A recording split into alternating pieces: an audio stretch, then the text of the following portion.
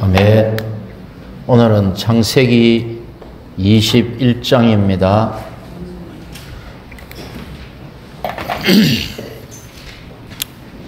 이제 우리가 어떤 21장을 이렇게 두고 멀리 올라가서 멀리서 21장을 보면 큰 사건이 몇 개 보입니다. 첫째, 이삭이 태어났고, 둘째, 이삭이 성장하였고, 그 다음에 이스마엘과 하갈이 쫓겨나고, 그 다음에 이스마엘과 이삭을 조성한 각각 두 개의 우물의 이야기가 나옵니다. 근데 다시 이거를 쭉 가까이 가서 구석구석을 바라보면 거기 또 많은 우리가 감상할 만한 영적인 공과들이 그 안에 숨어 있습니다. 그래서 이제 21장을 한번 보면 1절에 여호와는 말씀하신 대로 사라를 방문하셨고, 여호와가 사라를 방문하니까 사라가 임신하여 아들을 낳게 되었습니다. 이게 창세기 18장 10절에 보면 이 때를 어떻게 표현하는가 하면은 생명의 때라고 표현합니다. 생명의 때. 이삭이 태어나는 때를 생명의 때. 또 정한 때라 그럽니다. 정한 때.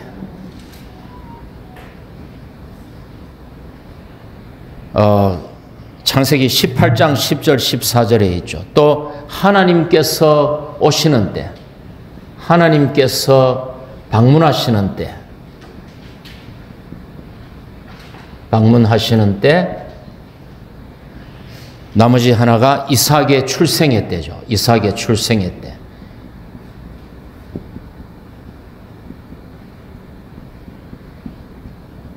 이게 다 같은 시점을 얘기하고 있습니다.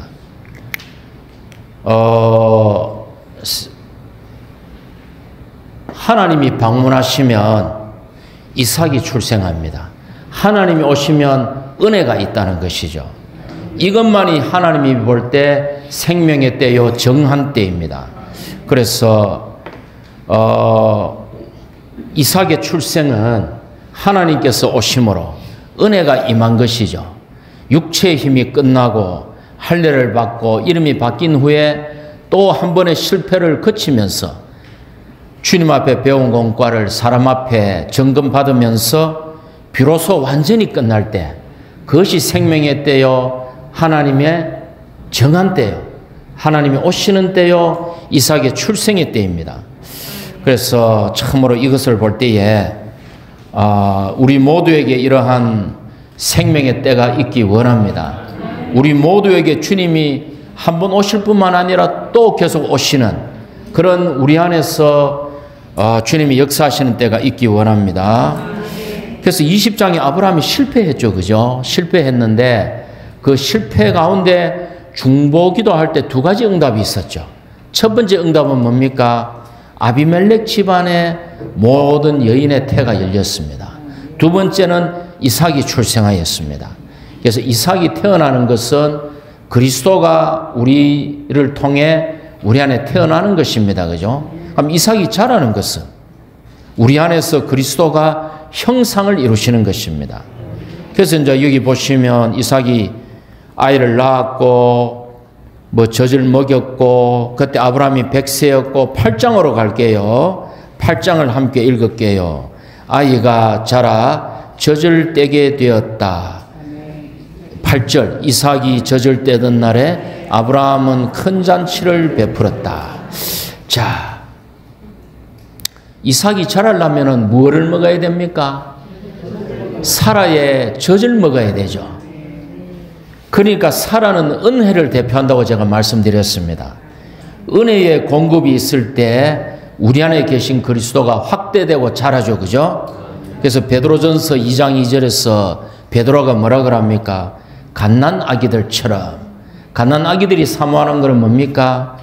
말씀에 순전한 젖을 사모하십시오.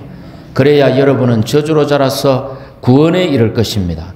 이 말씀의 젖을 사모할 때 이 아기가 자라게 됩니다. 아기가 자라면 그 다음에는 이제 어떻게 됩니까? 아기가 아이가 되죠. 그러면은 아이는 젖을 떼고 단단한 음식을 먹어야 됩니다. 그죠? 그 히브리서 5장 보면 바울이 이런 말을 하죠. 단단한 음식은 충분히 성장한 사람을 위한 것입니다. 그들은 훈련받은 감각 기능을 사용하기 때문에 좋고 나쁜 것을 분별합니다. 이랍니다. 근데 이 말을 이사야 7장 15절에서 이사야가 예수 그리스도에 대해 예언할 때 이 말을 합니다. 뭐라 그럽니까? 그가 악을 거절하고 선을 선택할 줄 알 때까지 그는 엉긴 젖과 꿀을 먹을 것입니다. 엉긴 젖은 뭔가 하면 버터입니다. 버터. 자, 그럼 제가 여쭤보겠습니다. 갓난 아기들이 먹는 순전한 젖과 장성한 자가 먹는 단단한 음식이 형태는 다르지만 영양분은 같습니까? 틀립니까? 영양분이 같죠. 그 안에 다 탄수화물, 단백질, 지방, 비타민, 미네랄이 똑같은 것이죠. 그런데 단단한 음식입니다. 왜냐하면 이러한 사람들은 말씀을 취한 후에 주님의 시험과 연단 안에서 통과하는 자들이죠. 이들이 이제 장성한 자들입니다. 주님조차도 인성을 입으셨을 때 그분은 악을 거절하고 선을 선택할 줄 알 때까지 인성 안에서 엉긴 젖, 버터와 꿀을 주님도 먹어야 했습니다. 주님도 말씀을 먹으며 배우며 자라야 했다 이 말입니다. 자, 그러면 완전히 자란 것을 이제 그리스도 안에서 형상을 이룬다 이라죠. 그때 뭐를 했다고요? 8절에 아이가 자랄 때, 젖을 뗄 때 잔치를 베풀었죠. 잔치. 자, 언제 잔치를 베풀어야 하는지 제가 말씀드리겠습니다. 환갑잔치도 아니고 칠순잔치도 아니고 언제 잔치를 하느냐? 첫째, 탕자가 돌아왔을 때, 탕자가 돌아올 때 잔치를 합니다. 뭡니까? 죄인이 회개하고 거듭날 때 잔치를 합니다. 맞습니까? 누가복음 15장이죠. 두 번째, 본절의 말씀과 같이 젖을 뗄 때 잔치를 합니다. 젖을 뗍니다. 젖을 뗀다는 말은 무슨 말입니까? 이 믿는 이가, 회개하고 거듭난 믿는 이가 생명이 자란 것이죠. 생명이 자랄 때 잔치를 합니다. 세 번째는 뭡니까? 어린 양의 결혼잔치가 있어요. 어린 양의 결혼잔치. 결혼잔치. 이거는 뭐죠? 생명이 성숙하여 이기는 이가 되었을 때, 생명이 성숙하여 이기는 이가 될 때 잔치를 합니다. 그래서 우리가 주님께 어느 날 회개하고 돌이켰을 때 하늘에서 잔치가 있었습니다. 우리가 교회 안에서 점점 생명이 자라고 단단한 음식을 먹고 기능을 발휘할 때 하늘에서 또 잔치가 있습니다. 근데 두 번째 잔치를 한 사람은 세 번째 잔치로 가야 되겠죠. 뭡니까? 이기는 이가 되고 성숙할 때 어린 양의 결혼잔치에 참여하게 됩니다. 그래서 우리가 반드시 세 번째 잔치까지 도달해야 돼요. 제가 우리 집에 돌잔치 사진이 있는데 엄마 얘기를 들어보니까 남의 집 돌잔치에 가가지고 그 아이 옷을 뺏겨 입고 찍었대요. 그래서 돌이 됐는데 애가 되게 좀 커요. 보니까 이제 남의 집 돌잔치에 가가지고 그 아이 옷을 뺏겨 입고 이제 잔치상 앞에서 사진을 찍은 거예요. 이제 그런 건 필요 없고, 참, 우리는 어린 양의 결혼잔치에 참석해야 됩니다. 그죠? 자, 이제 9절로 갑시다. 문제가 생깁니다. 이삭이 자랄 때 문제가 생깁니다. 뭡니까? 사라가 보니 이집트 여자 하갈이 아브라함에게 낳아준 아들이 이삭을 조롱하고 있었다. 자, 이 구절을 자세히 읽어보십시오. 왜 성령이 성경을 쓰실 때 이스마엘이 안 하고 이집트 여자 하갈이 아브라함에게 낳아준 아들이라고 이름을 언급 안 했을까요? 왜 이름을 언급 안 했을까요? 은혜가 자라면 돌판에 새겨진 문자의 율법은 존재 가치가 사라져야 되는 거예요. 그래서 이스마엘 이름을 언급 안 한 거예요. 성경이 얼마나 정확하게 쓰였는지 우리가 볼 필요가 있습니다. 그죠? 보십시오. 이집트 여자 하갈이 아브라함에게 낳아준 아들이 그냥 이스마엘이 있으면 간단하잖아요. 근데 왜 이리 장황하게 썼냐고. 율법이 올 때에 아니지. 은혜가 올 때에 율법은 도덕적인 율법은 아니고 그 규례와 하라 하지 마라 율법은 존재 가치를 잃게 됩니다. 그래서 이삭이 출생할 때 반드시 성장할 때 문제가 일어납니다. 그래서 제가 이제 칠판에 표를 하나 그려놨습니다. 왜냐하면은 이스마엘이 이삭을 조롱한 것에 대해서 성경에 형제자매들 이것 많이 보셨을 거예요. 어느 부분은 400년이라 그러고 어느 부분은 430년이라 이제 기도방에 올려놨습니다. 그거 보시라고. 그걸 한번 설명드리려고 적었습니다. 보십시오. 이스마엘이 이삭을 조롱할 때부터 해가지고 출애굽까지 400년입니다. 근데 성경은 이거를 이스라엘이 박해받는 기간으로 얘기하고 있습니다. 이 창세기 15장 13절 사도행전 7장 6절에 보면 이렇게 말합니다. 너의 씨가 남의 땅에서 체류자들이 되어 그 땅 사람들을 섬길 것이고 그 땅 사람들은 400년 동안 그들을 괴롭힐 것이다. 이게 학자들이 계산을 해보면 이스마엘이 이삭을 조롱할 때부터 출애굽할 때까지가 400년을 하나님이 이집 남의 땅에서 박해받는 기간으로 얘기합니다. 왜? 이 가나안 땅이 지금 남의 땅이잖아요. 하란에서 이주해와가 땅을 하나 못 받았잖아요. 현재 아브라함의 남의 땅입니다. 이게 400년입니다. 그런데 보십시오. 어느 부분에는 또 이집트에 430년을 거했다고 말합니다. 이거는 뭐냐? 하나님이 아브라함에게 언약을 주신 때부터 율법을 주실 때까지가 430년인데 그걸 이집트에 거한 걸로 얘기합니다. 이 말씀을 보면은 제가 하나만 읽어드릴게요. 하나님께서 이미 맺으신 언약보다 430년 뒤에 생긴 율법이 이 언약을 폐기하지 못합니다. 이랍니다. 자, 그럼 계산해 볼게요. 출애굽하고 이스라엘 백성들이 3개월 후에 율법이 주어집니다. 그러면 400년에서 그 적을 필요가 없는 게 기도방에 제가 요걸 사진을 다 올려놨다니까. 3개월 만에 율법을 줬죠. 그 다음에 아브라함이 75세 때 가나안 땅에 도착했을 때 언약을 줘가지고 이삭이 출생할 때까지 100세니까 25년입니다. 그죠? 그럼 나머지가 뭡니까? 400년, 430년, 30년인데 25년 3개월이니까 요 기간이 4년 9개월이에요. 이삭이 출생했을 때부터 이스마엘이 조롱할 때가 4년 9개월. 이게 무슨 말이냐? 아브라함이 이삭이 언제 젖을 뗐느냐? 한 서너 살까지 엄마 젖을, 요즘 애들이 몇 살까지 엄마 젖 먹습니까? 돌 전에 띱니까? 옛날에 우리 클 때는 몇 살까지 젖 먹었습니까? 3살, 4살까지 먹죠. 아마 이때도 3살, 4살까지 젖을 먹었을 거예요. 근데 뭡니까? 젖을 먹일 때는 엄마가 안고 있잖아. 젖을 띄면 애가 어떻게 됩니까? 뻘뻘거리면서 댕기잖아. 그러니까 이스마엘의 눈에 띄겠죠. 이스마엘이 열로 와봐라. 이렇게 네 동생이다. 잘 데리고 놀아라 하니까 이스마엘이 잘 데리고 논 게 아니고 데리고 가가 이제 댕기니까 조롱을 하는 거야. 그러니까 젖을 땐 어느 시점에서 사라가 가만 보니까 이스마엘이 동생을 조롱하거든. 그것에 이제 사라가 이래 된 거야. 그러니까 이게 계산이 25년, 4년 9개월, 3개월, 5년, 30년 나오죠. 그죠? 예. 그리고 교회생활 하시려면 이런 사실 여기 쉬운 부분은 아닙니다. 이런 조금 어려운 부분들을 어렵지는 않지만 여기저기 찾아서 이렇게 제시할 때 이런 걸 딱딱 정리해 놓으셔야 됩니다. 그래서 성경은 400년 박해를 받았고 이집트에 430년 거했다라고 다 그렇게 얘기하는 것입니다. 자, 넘어갈게요. 인자 사라가 화가 났어요. 사라가 10절부터 뭐라 그럽니까?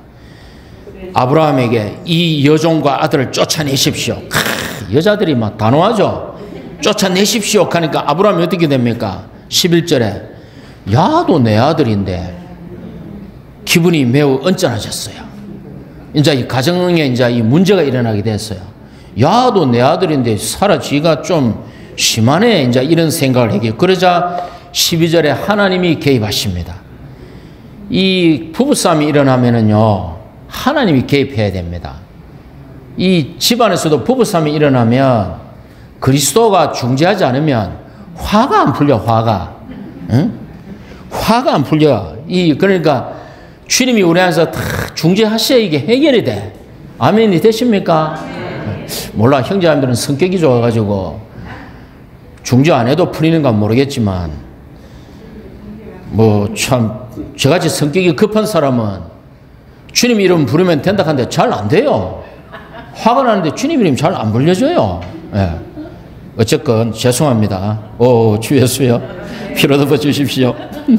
근데 하나님이 12절에 그래 사라의 말을 들어라. 언짢아하지 말고 사라의 말대로 해라. 대신에 13절에 이 여종의 아들도 너의 시인이 내가 그도 한 민족이 되게 하겠다. 하나님이 축복을 하는 거예요. 그런데 아브라함의 이삭의 축복은 뭐다? 생명 주는 영예까지 이어지는 언약의 축복. 이스마엘의 축복은 그래 이스마엘도 한 민족을 이루어서 괜찮다. 내가 그를 목양하겠다 하는 땅에 속한 축복. 맞습니까? 그렇지만 하나님은 다 돌보시죠. 그래서 이제 쫓아냈습니다. 자, 하갈을 취하여 아들을 갖게 하라고 제안한 사람이 누굽니까 원래? 사라가 그랬죠. 이제 쫓아내라 하는 사람이 또 누굽니까? 사라죠. 여자들이 단호합니다. 그래서 집에서 자매들에게 조심해야 돼요. 아주 이거 단호합니다. 그런데 이게 영적으로는 사라의 말이 맞아요. 육체의 노력으로 얻은 결과물과 율법은 은혜가 자랄 때에 떠나야 돼요. 율법에 대한 하나님의 신약 경륜안에는 율법을 위한 자리가 없습니다. 자, 이삭이 없으면 이스마엘이 있어도 뭐 이미 태어났으니까 된다.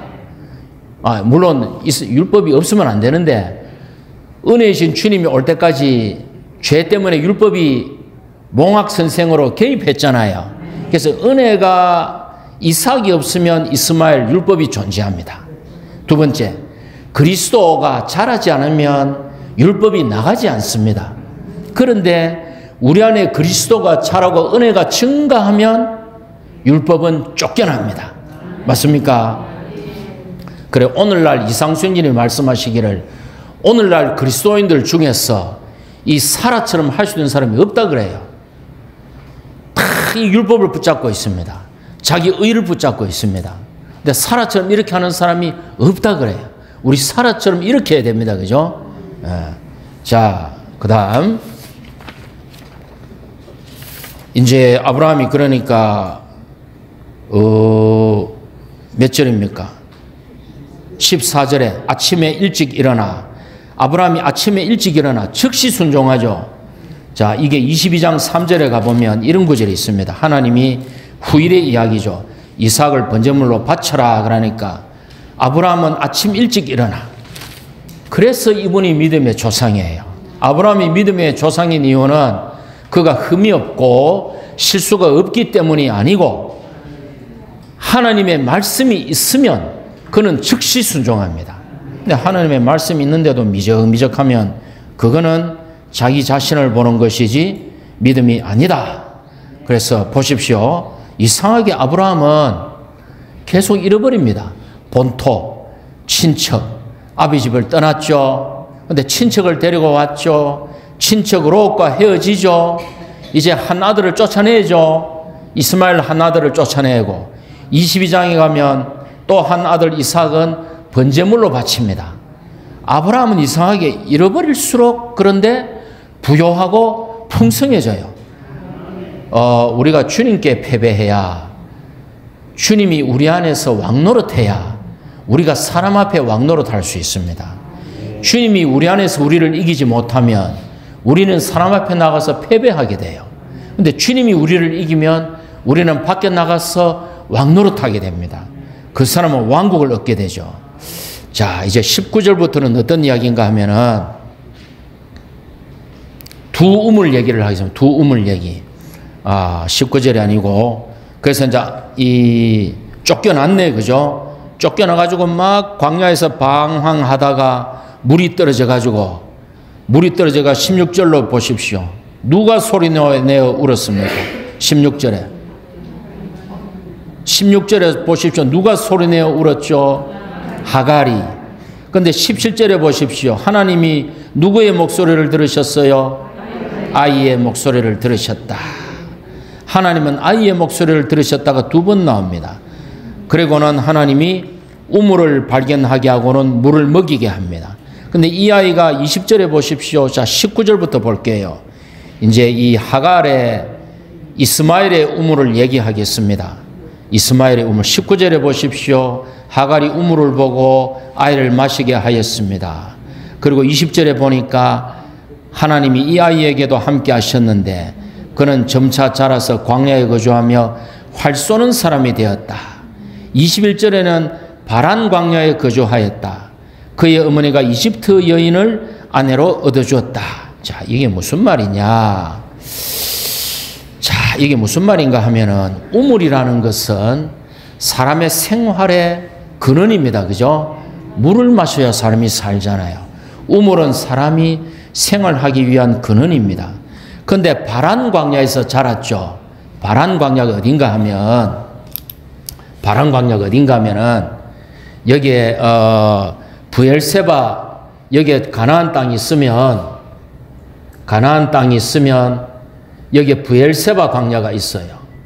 브엘세바라 지어진 광야는 블레셋의 땅입니다. 블레셋의 땅입니다. 바란 광야가 어딘가 하면은 밑으로 더 내려갑니다. 여기가 바란 광야예요. 그럼 바란 광야는 어디와 가깝습니까? 이 밑에 있는 이집트와 가깝죠. 됐습니까? 이집트와 가까워요. 자, 이스마엘이 바란 광야에서 자랐다는 것은 바란 광야에 있는 어떤 우물물을 마셨겠죠. 맞습니까? 자, 여기를 보십시오. 바란 광야에서 자랐다는 것은 바란 광야에 있는 어떤 우물을 마셨겠죠. 그러면 그가 어떤 사람이 되었습니까? 첫째, 활 쏘는 사람이 되었습니다. 자, 사냥은 생명을 살립니까? 죽입니까? 죽입니다. 율법은 사람을 사냥하여 정죄하여 죽입니다. 율법은 활을 쏘아서 사람을 죽이게 되었어요. 그게 창세기 10장 보면 인간 사냥꾼, 광야의 도살자 니므롯이 남을 죽이고 자기의 제국을 세웁니다. 율법을 추구한 자는 결국 남을 정죄하고 죽이고 스스로를 높입니다. 그러나 이삭은 뭡니까? 이삭은 나중에 보면 그가 씨를 뿌렸더니 100배의 열매를 맺었다. 이삭은 씨를 뿌려서 생명을 자라게 하는 사람이죠. 그죠? 아멘. 주 예수님. 두 번째, 이 우물물을 마실 때, 바란 광야에 있는 물을 마실 때 이스마엘은 사람을 죽이는, 율법으로 사람을 죽이는 자가 되었고, 보니까 그의 그 어머니 21절에네요. 하갈 여인이 이집트 땅에서 아내를 얻어주어서 결국은 이스마엘을 이집트와 연합하게 만듭니다. 그러니까 율법을 추구하면 굉장히 고상하고 다듬어진 그리스도인이 될 수 있는데 상당히 위선적이에요. 율법은 바깥에 하라 하지 마라로 기독교 안에서 자란 사람들 보면 굉장히 다듬어져 있어요. 근데 그 안에 생명의 능력이 없어요. 결국 그것은 이집트로 데려갑니다. 제가 직장에 있을 때 보면 여러 부류의 그리스도인들이 있었습니다. 뭐 화토 치는 그리스도인도 있었고, 화토 치다가 돈 잃으면 선벽에서 멱살 잡는 그리스도인도 있었어요, 솔직히. 그 다음에 정말 좋은 그리스도인이 있어요. 근데 이 사람의 특징이 뭔가 하면 의로워요. 불의를 위해 싸워요. 왜 그렇습니까? 옳고 그름으로 양육받았기 때문에 그게 최고인 줄 알아요. 불의를 바로잡으려고 그래요. 그거 아닙니다. 율법은 결국은 지체를 정죄하고 비난하고 내 의는 세우지만 지체는 죽음을 당합니다. 예, 그거 아닙니다. 자, 그러면 이제 아부 이삭의 우물로 가기 전에 약간의 징검다리로서 22절로 갈게요. 22절에 이제 또 장면이 바뀌었죠. 블레셋의 군주인 아비멜렉과 군대대장 비골이 아브라함에게 찾아왔습니다. 그 22절 같이 읽어볼까요? 그대가 시작. 그대가 하는 모든 일에 하나님께서 그대와 함께하고 계시오. 자, 이게 무슨 말이냐? 20장에서 아브라함이 어떻게 됐습니까? 사라를 누이라 해가지고 아비멜렉에게 책망을 받았죠. 책망을 받고는 아비멜렉이 하나님이 꿈에 나타나셔서 아내를 돌려주고 아브라함에게 많은 재산을 주고 땅을 줍니다. 그죠? 근데 여기 보니까 뭐라 해놨어요?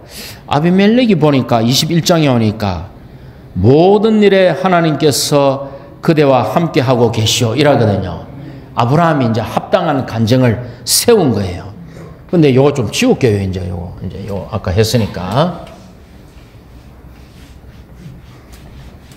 요거 다 지우겠습니다.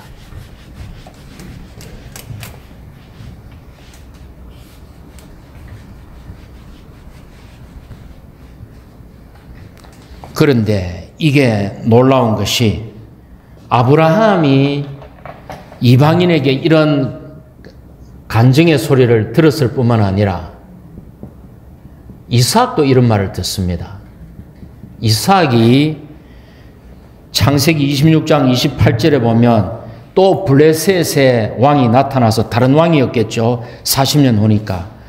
우리는 아비멜렉과 아훗삿과 비골이 말하기를 이게 다 어떤 그 고유명사 사람 이름이 아니죠. 우리는 여호와께서 그대와 이삭과 함께 계시는 것을 분명히 보았어. 이삭도 이런 간증을 얻어요. 자, 이삭의 아들이 누굽니까? 야곱도 이런 간증을 얻습니다. 뭐라 그럽니까? 외삼촌 라반이 야곱을 잡으러 와서 뭐라 그럽니까? 나는 라반이죠. 여호와께서 자네, 야곱 자네 때문에 나에게 복을 주셨다는 것을 점을 쳐보고 알았네. 그러니까 우리는 우리는 여호와께서 그대와 함께 하시는 것을 분명히 보았어. 이방인의 눈에 하나님이 함께하는 것이 분명히 보입니다. 분명히 봄. 야곱에게는 라반이 점을 쳐봐도 하나님이 야곱과 함께하는 것을 분명히 보는 거예요. 세 번째 그러면 밑에 또 누가 있습니까? 야곱 밑에 누굴까요? 요셉이죠. 요셉. 요셉에게 뭐라 그러는가 하면은 보디발이 이랍니다. 그의 주인 보디발은 여호와께서 그 요셉이죠. 그와 함께 계신 것과 또 그의 손으로 하는 일마다 여호와께서 참되게 잘되게 해주시는 것을 보았다. 하는 일마다. 이제 요셉에게는 일마다 봅니다. 그러니까 이게 사실 큰 간증이죠. 이게 굉장히 큰 간증입니다. 이게 뭐 포항교회 우리 성도들 그런 형제님이 형제님이 안 계시겠지만 이웃의 평판이 저 양반은 포항교회 댕긴다 그러는데 보니까 하나님이 없는 사람 같아. 이 말 들으면 좀 곤란하죠. 근데 아브라함, 이삭, 야곱, 요셉은 이방 땅에서 이런 간증을 다 세웠어요. 그죠? 자, 그래서 이제 이게 큰 간증입니다. 잘 들어보십시오. 20장에서는 아브라함과 아비멜렉이 누가 누구를 두려워했습니까? 20장에서는 아브라함이 아비멜렉을 두려워했죠. 그런데 21장에서는 아비멜렉이 아브라함을 두려워합니다. 왜? 여기 뭐라 그래요? 이 23절에 보면은 나나 나의 후손들에게 속이지 않고 우리에게 잘해주겠다고 아브라함 그대가 약속하시오 이라거든요. 이제 아브라함을 두려워하는 거야. 자, 20장에서는 누가 누구에게 책망을 받았나요? 20장에서는 아브라함이 아비멜렉의 책망을 받았죠. 21장에서는 누가 누구를 책망합니까? 아브라함이 아비멜렉. 25장에 왜 그래 약속하는 건 좋은데 왜 아비멜렉 당신의 종이 내가 판 우물을 강제로 빼앗았소 하면서 아브라함이 책망하죠. 입지가 바뀌었죠. 자, 또 20장에서는 재물을 누가 누구에게 줬어요? 아비멜렉이 아브라함에게 줬죠. 21장에는 잘 보십시오. 누가 누구에게 줬습니까? 27장에 보면 아브라함이 양과 소를 아비멜렉에게 주고 언약을 맺고, 또 어린 양 7마리를 별도로 주고 우물을 되찾죠. 누가 누구에게 줬습니까? 아브라함이 아비멜렉에게 줬습니다. 자, 그럼 제가 여쭤보겠습니다. 밥을 사는 사람이 넉넉한 사람입니까? 밥을 얻어먹는 사람이 넉넉한 사람입니까? 사는 사람이 암만 해도 호주머니가 두둑하겠죠? 그러니까 주는 사람이 더 풍성한 거야. 그 바울이 에베소 장로들을 모아놓고 밀레도에서 주는 것이 받는 이보다 복이 있느니라 이라죠. 그러니까 우리가 준다는 것은 나에게 주님의 축복이 있다는 얘기잖아요. 내가 흘러보낼 것이 있다는 것은 흘러 들어온 것이 있다는 얘기잖아요. 여기서 보면 아브라함이 완전히 역전된 거예요. 아브라함이 아비멜렉을 두렵게 하고, 아브라함이 아비멜렉을 책망하고, 아브라함이 아비멜렉에게 짐승과 이것들을 주죠. 그러니까 이제 주님이 이 아브라함이 완전히 간증을 세운 거예요. 그래서 우물을 되찾았습니다. 그죠? 넘어갈게요. 뒤쪽 29절로 이제 어린 양 7마리를 주고 우물을 되찾았습니다. 자, 이 우물은, 이삭은 이 우물을 먹고 자랐죠. 이것은 블레셋 땅에 인접한 브엘세바에 있는 우물입니다. 블레셋 사람들은 주님을 거절 안 했습니다. 블레셋 사람들은 주님을 거절 안 했어요. 근데 하나님의 경륜에 따라서가 아니고 자신의 영리함과 세상적인 방식으로 하나님의 것들을 다루었습니다. 엘리 제사장 때 나중에 어떤 일이 있습니까? 엘리 제사장 때 증거궤를 뺏깁니다. 블레셋에게. 그 증거 언약궤가 블레셋 땅에 가가지고 온 블레셋 땅에 재앙을 일으키니까 이들이 야, 큰일 났다. 이거를 언약궤를 이스라엘에게 돌려줘야 되겠다. 어떻게 돌려줍니까? 우리의 블레셋 군주의 수대로 금종기 5개와 금지 5마리를 보태가지고 이 전 나오는 암소에게 수로에 실어서 보내자. 이게 뭡니까? 하나님의 경륜의 방식과 안 맞죠, 이거는. 그러니까 사람의 영리함과 방식으로 하나님을 영접하는 거예요. 하나님을 거절한 사람들은 아니에요. 그래서 아브라함은, 이삭은 이 블레셋 땅에 있는 브엘세바의 물을 먹고 마십니다. 7 양을 주고 샀다는 것은 그리스도의 완전한 구속에 의해 신성한 생수가 회복된 것이다. 그래서 마지막으로 이제 이 에셀나무하고 빨리 끝내야 되는데, 그리고는 아브라함이 33절에 함께 읽어봅시다.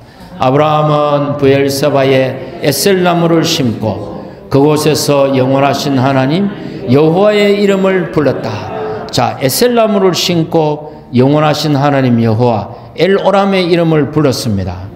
자, 우물과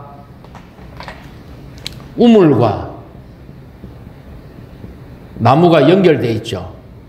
이삭의 우물이 있고, 이 나무, 에셀나무를 심었습니다. 이거는 창세기에 보면은 동산 한가운데는 생명나무가 있었고, 다음에 동산 한가운데서 강이 이렇게 솟아나와서 강 하나가 에덴에서 흘러나와 네 방향으로 흘렀더라.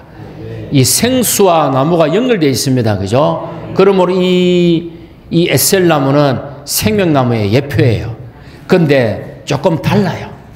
에덴 동산에 있는 생명나무는 말 그대로 성육신하신 우리의 생명 공급되신 그리스도라면은, 나무가 인성이잖아요. 인성 안에 계신 생명이신 그리스도라면은 에셀나무는 이게 우리의 주관적인 체험이 된 겁니다. 제가 에셀나무를 찾아보니까 이 나무가 희한한 나무예요. 이게 광야의 아주 척박한 땅에서 염분이 많은 바닷가에서도 잘 자라. 근데 이 나무가 어떤 나무인가 하면은 물을 쫙 빨아들인 후에 물속에 소금을 배출해요. 물속에 소금을 배출하기 때문에 사진을 보면 잎에 소금이 주렁주렁 달려 있어요. 그런데 이 소금이 뭐를 하느냐? 공기 중에 있는 수분을 포집해. 그러면 이 가지마다 수분이 열리는 거야.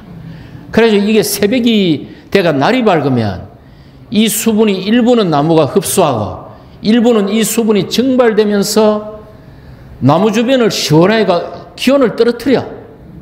그 나무 밑에 가면 너무 시원해. 그리고 이 뿌리가 아주 깊이 박혀가지고 몇십 메다 밑에서 물을 빨아 당긴대요. 그러니까 이 이 에셀나무는 우리가 생명나무를 영접한 후에 우리가 이런 척박한 환경과 고난 가운데 주님을 누리는 이 방면이에요. 우리 아주 주관적인 처음의 방면이에요. 그래서 아브라함이 에셀나무를 신고는 뭐라 그랬습니까? 영원하신 하나님 여호와의 이름 엘오람이 무슨 뜻인가 하면은 엘은 능력 있는 분, 올람은 영원하다는 뜻이 있고 숨기다, 감추다는 뜻이 있대요. 그러니까 영원하신 비밀스럽고 은밀한 하나님을, 영원한 하나님을 아브라함이 누린 거예요. 그죠? 전진하는 거예요. 아브라함이 자꾸 전진하는 거예요. 야, 우리 하나님이 참 기묘하시구나. 제가 며칠 전에 참 어려운 일이 생겨가지고 잠이 안 오는 거예요. 그래서 새벽 2시에 나가지고 바닷가를 탁 이렇게 조깅을 하면서 새벽 2시에 남들 보면 미친 사람이죠. 그날 잠이 안 오는 거예요. 뭐 안에 좀 우리 좀 어려움이 생겼어요. 그래 잠이 안 와 새벽 2시에 조깅을 하는데 주님이 어떤 말씀을 주시는가 하면은 죽으면 죽으리라. 그 에스더 죽으면 죽으리라. 그 말씀이 딱 떠오르는데 그러니까 이게 겁이 안 나는 거예요. 그래 집에 와가지고 아침봉하고 냉동실을 열고 고기 꺼내가지고 고기를 구워 먹었어요.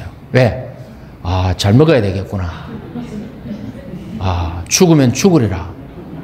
뭐 사람이 죽기를 구하고 배수진을 치는데 뭐가 걱정이 싹 사라지면서 어려울수록 몸이 건강해야 된다. 그래 고기를 꺼내가 쫙 고기를 구워 아침에 잘라가 어간장을 살짝 뿌려가 모이면 얼마나 맛이 있는지 얼마나 밥맛이 좋은지 우리가 참 우리 주님은 비밀한 분입니다. 우리 주님은 뭐 풀린 건 하나도 없어요. 근데 이분은 비밀한 분이에요. 참 이분은 기묘하신 하나님이십니다. 그래서 마지막 이제 진짜 마지막 하나 30초 여호와의 이름을 불렀다. 두 가지 의미가 있습니다. 자, 주의 이름을 두 번만 불러봅시다. 오 주 예수님, 오 주 예수님. 그런데 여기에는 이것보다 한 가지 뜻이 더 있어요.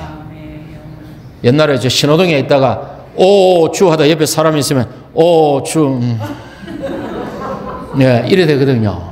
근데 여기서 주의 이름을 부른다는 말은 첫째, 개인의 체험이에요. 둘째, 아브라함이 주변에 하나님을 선포했다는 말이 있어요. 그 블레셋의 지역사회에서 그리스도를 표현하고 확산했습니다. 그러니까 이 아비멜렉이 와서 고개를 숙이죠. 그래서 우리가 주님의 이름을 부른다 할 때 우리가 주님을 누림으로 부를 뿐만 아니라 우리 주변에 선포하고 확산하는 사람들이 되기 원합니다. 네.